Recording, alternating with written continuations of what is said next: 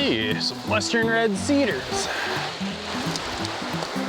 Incredibly mossy rocks.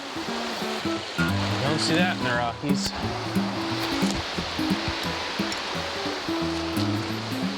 Oh.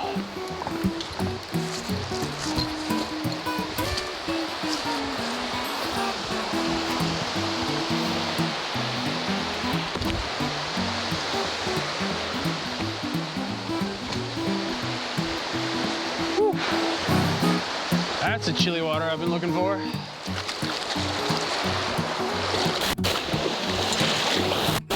What do you think of that, little girl? Yeah, you're right. It's a little shallower over here.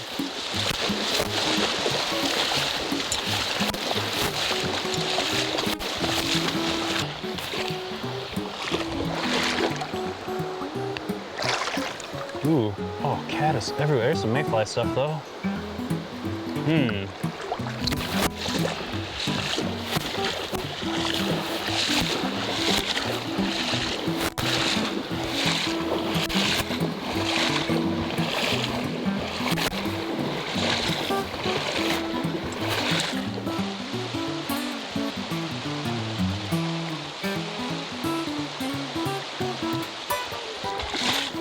Wow, it's been a while since I fished in the Cascade mountain range, and this is just a wonderful site to be on.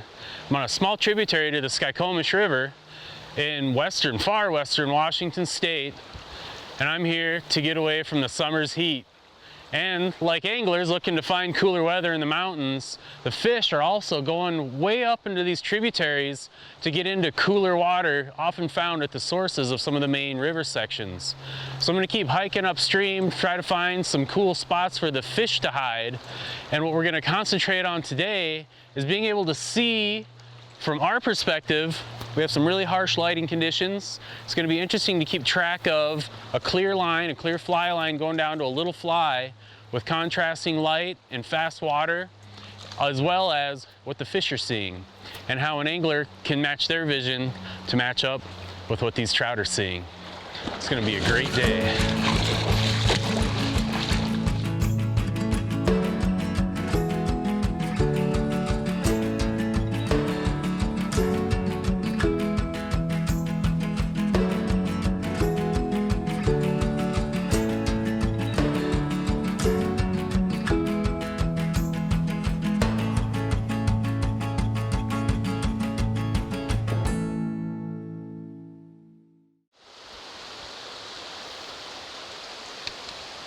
So I was walking upstream to find a good pool, and I found one. This is an amazing deep pool that's covered over with a lot of fallen trees, and I'm hiding in trees. And what I have is a mix of dark shadows where I'm hiding, and I have super bright light mixed with dark shadows on the water.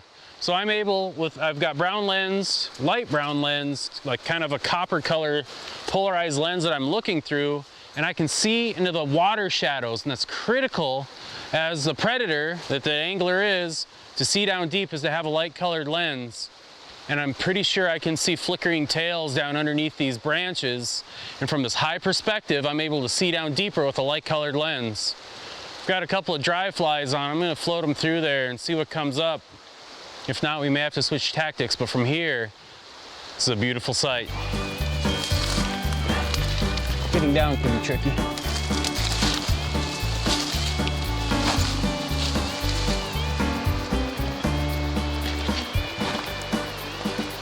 Okay, here we go, the approach. Come here, Ariel, stay up here. We don't want the fish to see us.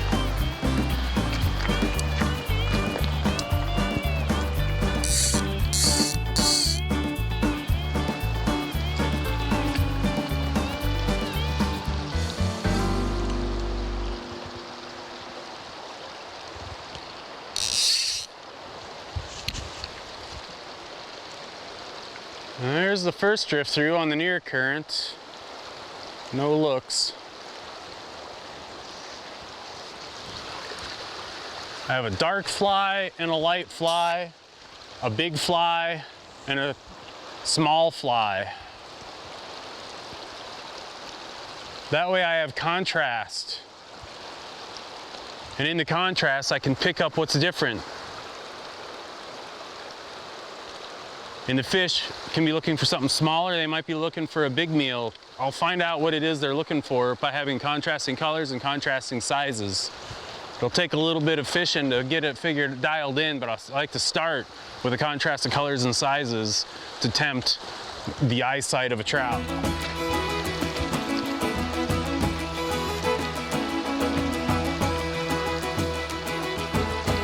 Oh, there we go. Good cast. Right around the logs. Those flashes seem to be holding deep. Getting a little bit more certain I'm gonna have to change tactics from floating to sinking fly.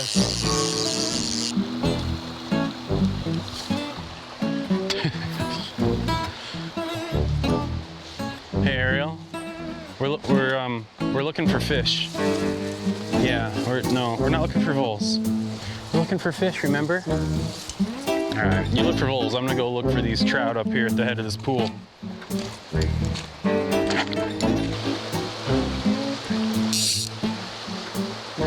Ha, little guy went after the big fly.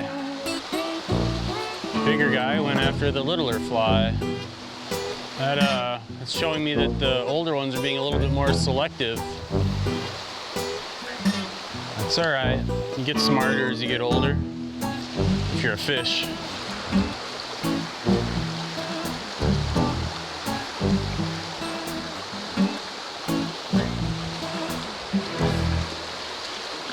There we go. Completely out of the water. An incredibly energetic take. Going into those logs. Oh, I love woody debris, and so do fish, because they hang me up. Oh my goodness, no. That was a beautiful fish, and it hammered my huge fly. And what it did was it just bent me double, took me into the woody debris, a different log than it started at, and it hooked my point fly on the log and then swam away. So already I'm into very selective, very intelligent, hard-fighting fish, and I'm excited, but I'm gonna have to get a little bit smarter, and I'm gonna have to see this place a little bit better. And we're gonna do that right after this.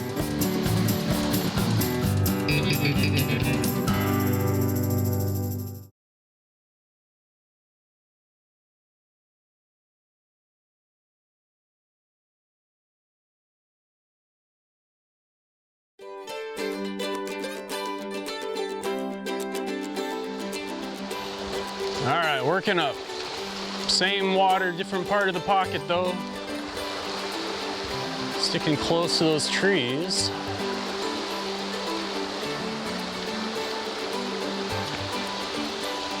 Ooh, refusal. They're still in there. That one was a little more selective.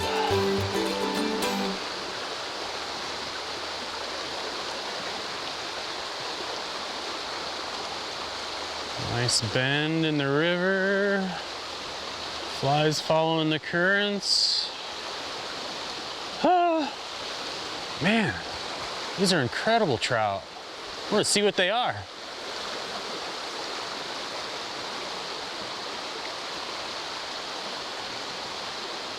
Steelhead, salmon, and cutthroat all run from the Pacific up into this drainage. It could be the offspring of any one of those, or it could be an adult. One great thing about the Cascades and most of Western Washington is you can catch just about anything. And it's humid. It is very humid. This looks like a good little run, doesn't it, girl? If you were a fish, would you be there? No, you'd still be eating voles? I don't doubt it. That's where you and I differ on thinking. There we go, right into the bubbles. If I was a fish anywhere, I would be feeding where the bubbles are stacking up. There's a couple of current seams coming together, pushing insects together. Work from the tail up. There we go, that's a good cast. A little 7.5 foot rod, I put a 4-weight tip. I have the option of a 4 or a 5-weight tip. Not a whole lot of rod makers do that, but Denver Dave Collier out of Colorado does, as do I, so I like to have options.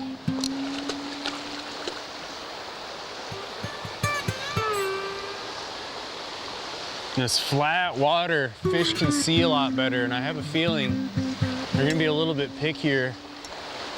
May not want this big bushy fly that I was doing, had that hard take on in faster water. Fish in flat water are often pickier, and that's what I'm noticing here. I saw one feeding on a natural. Oh, yeah, right there. Saw that one. Let's get a little closer and see. Got a medium-sized insect imitation on. That may work. A little bit more line. Now we'll really work it out there. All right, that's just about in line. Take up the slack. Oh, not even a look. I'm about to cry now. Oh.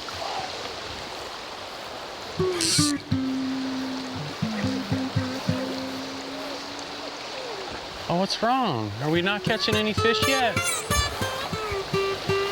Don't worry, girl. This cast right here, I know it.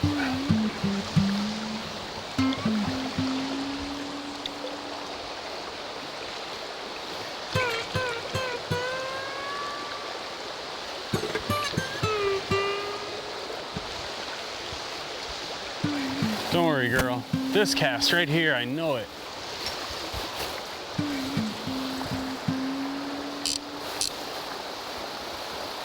Dark water, bright fish. Whoa, yeah. Oh my goodness. If I didn't know any better, I'd say it was a little steelhead. Oh! And it threw the hook.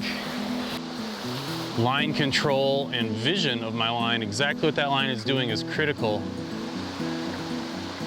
Because as soon as any fish touches that fly and feels it's artificial, it's going to try to shake it. So I have to know as soon as they touch it to set the hook. So nymph fishing can often be actually the most difficult type of fishing there is. There's the bottom, a dead drag. Just a little bit of a touch. Fish is a little bit more of a yank, but it's such a subtle variation. It actually takes a lot of practice to figure it out. Even after you think you have it figured out, it can take more figuring.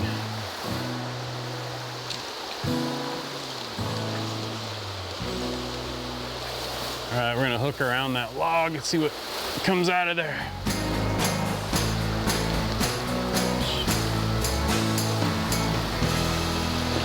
A little pocket water up the head of the log jam.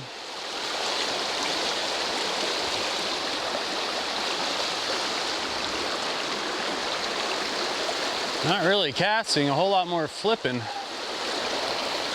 Just using the current of the river to load the rod up. The lower end of the drift. I am tugging it to those logs a little bit and then just flipping out. In this fast water, it's super shallow, but it's deep over there. Those fish should be holding deep. Ah. What happens if you don't use the river to load your rod? You get to catch alders. It's fun. Let me get this tangle out. When we come back, we'll find out what these fish are.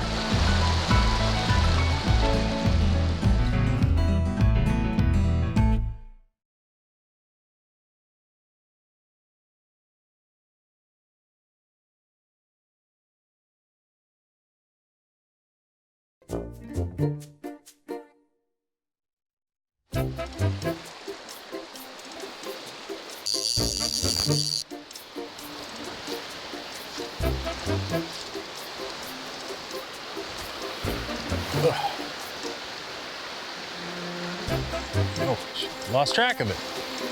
Can't see it fly. Can't know if you caught a fish. There you go. You can see that stimulator.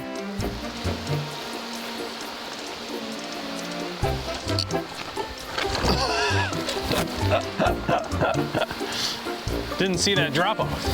That can be trouble. Wow. Yeah, I guess you'd have to watch where you walk even when you're casting out in front of you.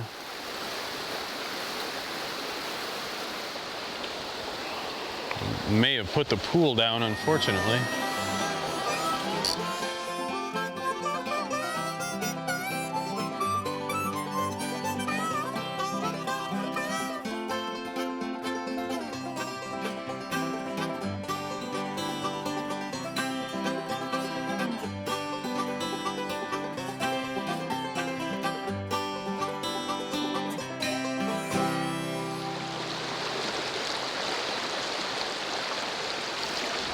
Got a little guy, take. Right there.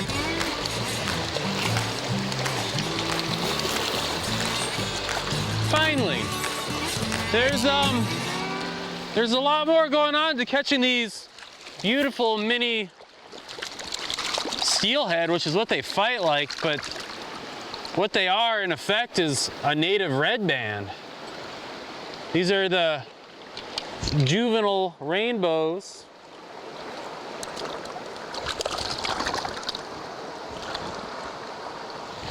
These are a juvenile rainbow that decided just to stay here, high up in the mountains, instead of going in down to the ocean. You can see it's getting a big fat belly, and by staying here and eating on insects, and in this case, a caddis imitation, it'll get fat and healthy with less predation. There goes a beautiful native redband trout, little juvenile steelhead. It could be either, depending on whether it decides to go back to the ocean or not. But for now, I'm sure it's gonna stay up in this cool mountain stream that really any angler should love as well as any fish.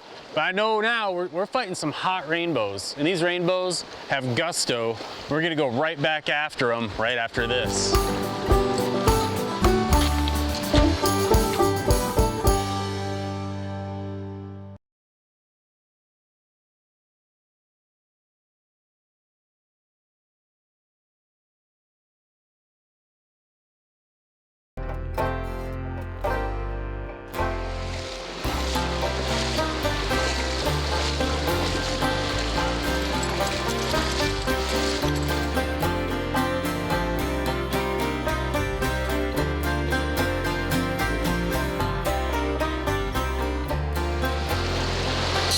Beautiful pool. Caddis, stimulator. Floating along nicely, getting bumped. Oh, little guy noses and misses. There we go. Feisty fish. Just nailed it. Right at the head. Oh, there we go. Man, it is another brilliant rainbow. What a beautiful fish hanging out to beat the summer's heat.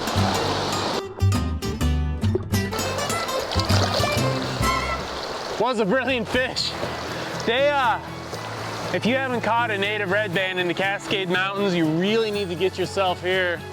Find yourself a little stream surrounded in greenness, evergreenness, as we're in Washington, and catch a little yellow stimulator, a little elk-hair caddis, and that seems to be the magical answer to bring these bright red striped fish up to the surface and leaping and jumping. Man, it makes you smile.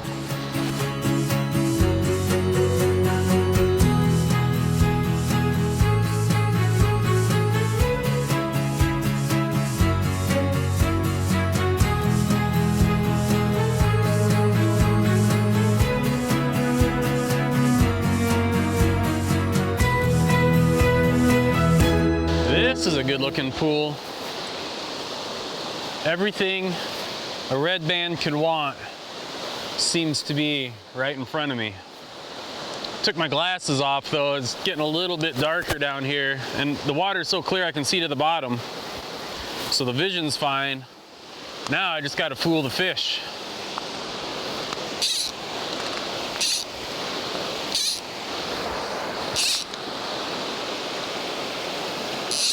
I'm losing the flies right away on all these bubbles. The wings of my flies are white.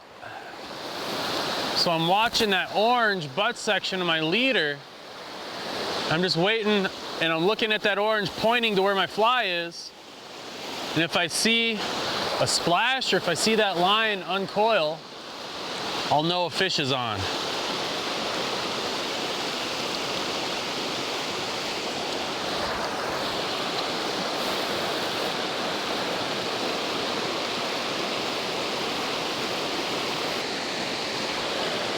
Getting a little deeper.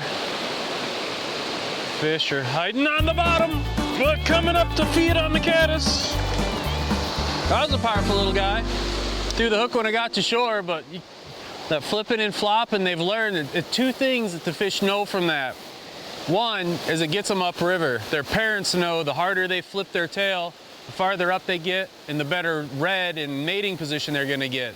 The other thing is, the harder they flip that tail on that head, the more they're gonna flip my hook out of their mouth.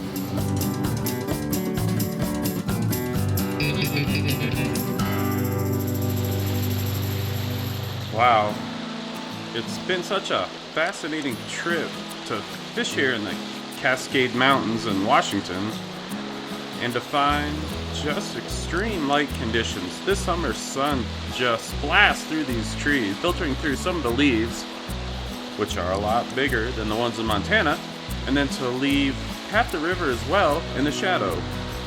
And this contrasting light can't be easy for the fish either. They've got to identify edible food, or my fake flies, which they love to eat, but they prefer the live ones. Kind of weird. But if they can't make out the life, they have to be able to identify food from the shadow and from the light. And if they can't do that, they aren't going to make it to the Pacific. So it's only the hardest fighting and the fastest feeding ones that are going to be able to make it back, fed on shrimp, which we all love to do, especially Ariel, and come right back up to this beautiful place in the Cascades. Ariel, let's continue on upstream, and someday we'll catch more redband in Washington, don't you think? Maybe there'll be a blind trout somewhere, Ariel, and then it will not even question my authority. Who knows?